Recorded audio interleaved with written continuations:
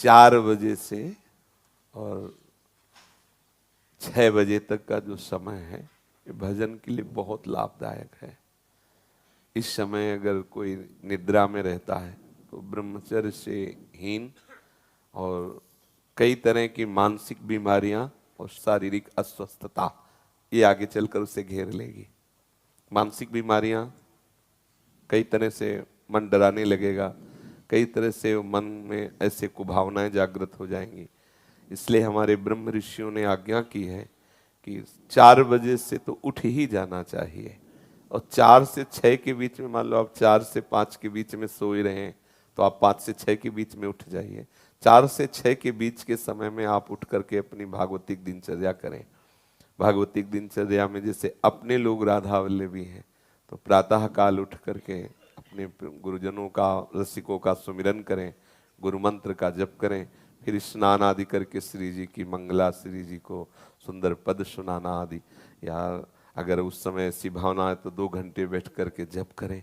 मंगल बेला होती है प्रातः कालीन, उस समय शयन तो कभी नहीं करना चाहिए, किसी को भी नहीं करना चाहिए। वो अपने लिए परमार्थ और स्वार्थ दोनों की हानि करने वाला है। 4 से 6 के बीच में। महाराज जी मैं सुबह उठ जाऊंगा, मैंने सोच लिया कि अब मैं ना कल से उठूंगा। अच्छा। तो मैं 1 हफ्ता उठ लूंगा, फिर अच्छा। जैसे मेरे मन के अंदर आएगा ना, नहीं अब मैं ना उठने लग गया हूँ, तो फिर अगले दिन है ना वो फिर पूरा ढेर हो जाऊंगा। नहीं, ऐसा नहीं, आपका दृढ़ नियम होना चाहिए। और नए बच्चे हो तो अलार्म वाला सिस्टम रख लो, वो जब बजे तो उठ के बैठ जाओ। इसमें आपको प्रयासरत रहना पड़ेगा, कुछ समय प्रयासरत रहिए, फिर आपका अभ्यास बन जाएगा कि आप उस समय सो ही नहीं सकते। जैसे अभ्यास बन जाए ना तो आप सो ही नहीं सकते, मतलब सो ही नहीं आपका शरीर राजी ही नहीं होगा बिस्तर में लेटना, वो राजी ही नहीं होगा। तो इसलिए नियम बनाओ और नियम पूर्वक चलो। जब आपको लगे कि आज हम नहीं उठ पाए तो उस दिन दंड स्वीकार करो, व्रत रह जाओ कि आज समय से उठे नहीं इसलिए आज भोजन नहीं, उपवास कर लो। ठीक है, तो ठीक हो जाओगे।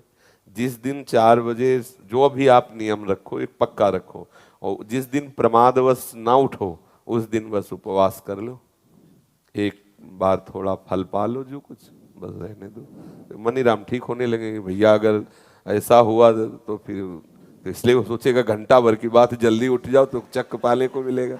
ठीक है, आप ऐसा करो।